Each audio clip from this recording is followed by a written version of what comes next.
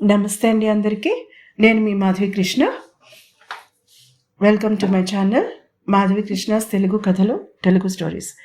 హృదయం ఊగిసలాడే ఎపిసోడ్ 20. మీ పేరు తెలుసుకోవచ్చా? ప్లేట్లోని ఒక్కొక్క ఐటెంని టేస్ట్ చేస్తూ చిన్నగా తల ఊపుతూ అడిగాడు సాగర్. అక్కడ ఉన్న మిగిలిన వాళ్ళ భేషజానికి పోకుండా నిర్మోహమాటంగా ఫుడ్ని ఎంజాయ్ చేస్తున్న అతని వైపు అడ్మైరింగ్గా చూసింది నర్మద. అంతవరకు తన పేరు అతనికి చెప్పనందుకు తనని తాను తిట్టుకుంది. నర్మద చెప్పింది. అద్భుతమైన నది పేరు మెచ్చుకుంటూ అన్నాడు అతను. నిమ్మి నిమ్మి అంటూ తన పేరుని ఖూనీ చేసే కిరీటి వైపు ఒకసారి కళ్ళెత్తి చూసింది ఆమె. అతనికి అసలు తను అక్కడ ఉన్నట్టు కూడా గుర్తులేదు. నవ్వుతూ పుల్లకాళ్ల పిల్లతో మీద పడి కబుర్లు చెప్తున్నాడు. ఒళ్ళు మండిపోయింది ఆమెకి. మొహం తిప్పుకుంది. మీకొక విషయం తెలుసా? ఆమె వైపు సూటిగా చూడకుండా తన ఫుడ్ మీద ఫోకస్ పెడుతూ అన్నాడు సాగర్. మీరు చెప్పకుండా ఎలా తెలుస్తుంది? అడిగింది నర్మద. అవసరం లేకపోయినా కొంచెం గట్టిగానే నవ్వాడు సాగర్. చుట్టుపక్కల టేబుల్స్ దగ్గర ఉన్న వాళ్ళు వారి వైపు ఒకసారి తల తిప్పి చూసి తిరిగి వాళ్ళ కబుర్లలో మునిగిపోయారు. కిరీటి ఒకసారి నర్మద వైపు తీక్షణంగా చూసి తల తిప్పుకున్నాడు. ఆమెకి ఎందుకో గిల్టీగా అనిపించింది. చప్పున తలదించుకుంది. మీ మొహం చాలా ఎక్స్ప్రెసివ్స్ మండి. భావాలన్నీ చక్కగా పలికిస్తారు. మీరు సినిమాల్లో ట్రై చేయొచ్చు కదా. టిష్యూ పేపర్తో పెదాలు తుడుచుకుంటూ అన్నాడు సాగర్. నర్మద మొహం ఎర్రబడింది కోపంతో. తను లైన్ క్రాస్ చేశాడని వెంటనే అర్థమైంది సాగర్కి. అతనికి సర్దుకోవడానికి అవకాశం ఇవ్వలేదు నర్మద. ఎక్స్క్యూజ్ మీ అనేసి అక్కడి నుంచి లేచింది. నర్మద ప్లీజ్ అన్నాడు సాగర్. ఆమె వినలేదు. స్పీడ్గా అక్కడి నుంచి బయటికి నడిచింది. రెస్ట్ రూమ్కి వెళ్ళాలని ఆమె ఆలోచన. ఇతను పర్వాలేదు అనుకున్న 10 నిమిషాలలో తన అసలు రంగు బయటపెట్టాడు ఆ సాగర్. చికాకుగా అనుకుంది నర్మద. అతని మాటల వెనుక అర్థం తెలియనంత మూర్ఖురాలు కాదు తను. ఆలోచిస్తూనే రెస్ట్ రూమ్స్ వైపు నడిచింది. అక్కడ రద్దీగా ఉండడంతో విసుగ్గా బయటికి వచ్చి చూసింది. పైకి ఎస్కలేటర్ ఉంది. అక్కడ ఎవరూ లేకపోవడంతో అటు నడిచింది. ఎస్కలేటర్ మీదుగా పైకి చేరుకుని రెస్ట్ రూమ్లోకి నడిచింది. ఎవ్వరూ లేరు. తేలికగా ఊపిరి పీల్చుకుంది. తను ప్రస్తుతం ఉన్న మెంటల్ కండిషన్కి అస్సలు కంపెనీ భరించే స్థితిలో లేదు. సాగర్తో మరింత చనువుగా మాట్లాడే ఉద్దేశం కూడా లేదు నర్మదకి. నరేంద్ర ఆమెకి బాగానే బుద్ధి చెప్పాడు.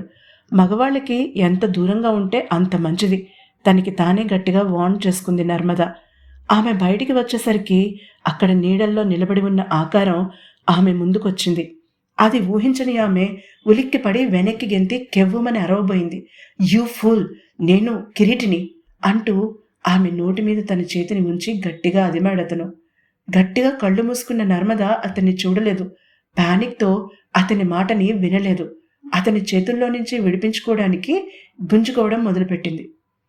నర్మదా, ఒంటి మీదకి స్పృహ తెచ్చుకో, నేను కిరీటిని. ఆమెని బలంగా తనకి హత్తుకుని ఆమె చెవిలో గట్టిగా అన్నాడు కిరీటి. అతని మాటలు ఆమెని చేరగానే ఆమె ఫైట్ చేయడం ఆపేసి నిస్సత్తువుగా అతని గుండెలపై వాలిపోయింది. ఆమె చేతులు అతని షర్ట్ ముందు భాగాన్ని గట్టిగా బిగించి పట్టుకున్నాయి. అతను ఆమెని గట్టిగా హత్తుకున్నాడు. ఆమె గుండె వేగంగా కొట్టుకోవడం అతనికి స్పష్టంగా తెలుస్తోంది. భయపడ్డావా? అడిగాడు మృదువుగా. ఆమె అవునన్నట్టుగా గబగబా తల ఊపింది. అతని సెంట్ని గుండెల నిండా పీల్చుకుందామె. మెల్లమెల్లగా టెన్షన్ తగ్గి ఆమె హార్ట్ బీట్ నార్మల్కి వచ్చింది. ఐఎమ్ సారీ, నేను అలా సడన్గా నీ ముందుకు రాకుండా ఉండవలసింది. ఆమె వెన్ను నిమురుతూ మెల్లగా అన్నాడు. నేను కొంచెం అలర్ట్గా ఉంటే సరిపోయేది. మెల్లగా అతని షర్టుపై తన పట్టును వదులు చేస్తూ అంది నర్మద. నువ్వు ఒంటరిగా ఇలా రావడం చూశాను. ఈ ఫ్లోర్ యూసేజ్లో లేదు. కొంచెం చీకటిగా ఉంది. నువ్వు భయపడతావేమోనని వచ్చాను. తను ఎందుకు అక్కడ ఉన్నాడో కారణం చెప్తుంటే నర్మద ఆ క్షణం అతని మీద కోపం, తన ఇన్సెక్యూరిటీ అన్నీ మర్చిపోయింది. అతన్ని గట్టిగా కౌగిలించుకుని తన చేతులను అతని నడుము చుట్టూ బిగించింది. థ్యాంక్ యూ మెల్లగా అంది. అతను జాగ్రత్తగా విని ఉండకపోతే అసలు ఆమె చెప్పిందా లేక తను భ్రమపడ్డా అనుకునేవాడు. ఇప్పుడు భయం తగ్గిందా? చిన్నగా నవ్వుతూ అడిగాడు.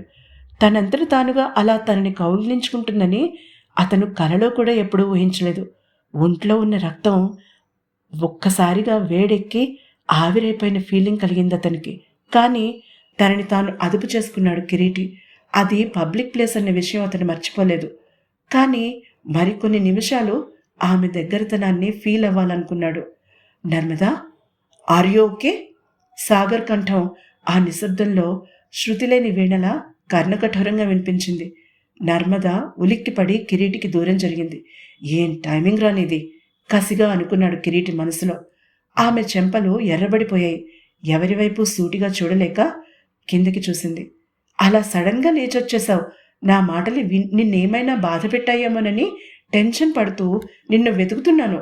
అతను మీరు నుంచి నువ్వులోకి దిగడం అంత టెన్షన్లో కూడా గమనించింది నర్మద. ఆమెకి అతని అతి చనువు నచ్చలేదు.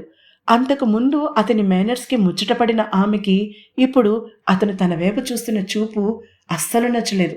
అందులోనూ కిరీటి పక్కన ఉంటే ఇక తను ఎవరి వైపు చూడలేదని ఆమెకి ఆ క్షణం స్పష్టంగా అర్థమైంది. ప్రయత్నం కూడా అనవసరమని ఆమె రియలైజ్ అయిన క్షణం అది. ఇక ఆ ఫీలింగ్స్తో ఫైట్ చేసే ఓపిక లేకపోయింది ఆమెకి. తన మనసు ముందు తన భయాలన్నీ ఓడిపోయిన క్షణం కూడా అదే.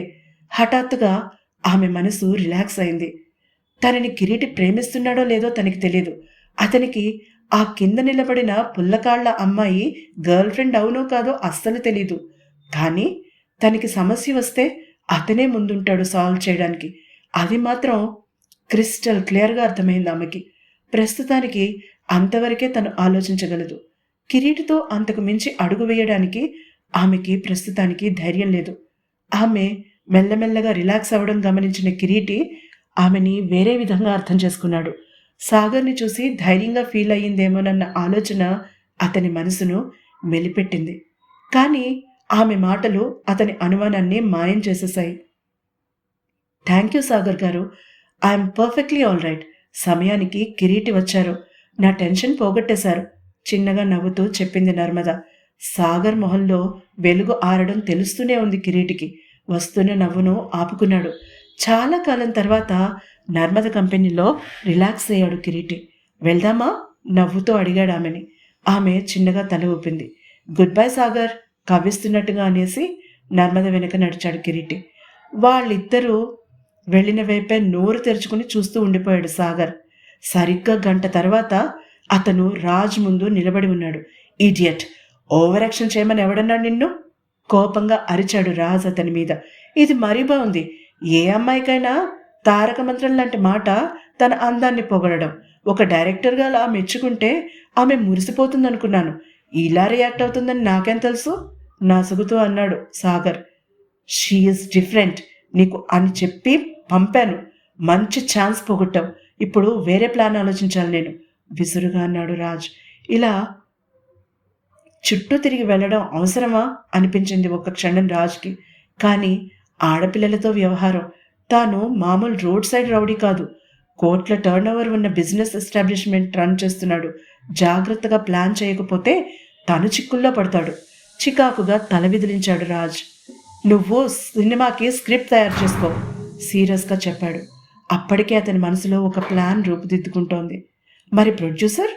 ఆసక్తిగా అడిగాడు సాగర్. తీక్షణంగా చూశాడు రాజ్ అతని వైపు. చప్పున తల వంచుకున్నాడు సాగర్.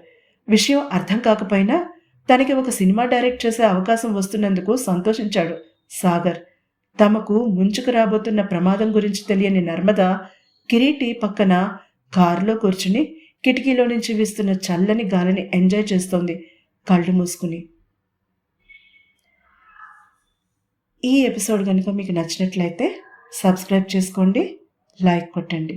తర్వాత ఏం జరుగుతుందో వచ్చే ఎపిసోడ్ని విని తెలుసుకోండి.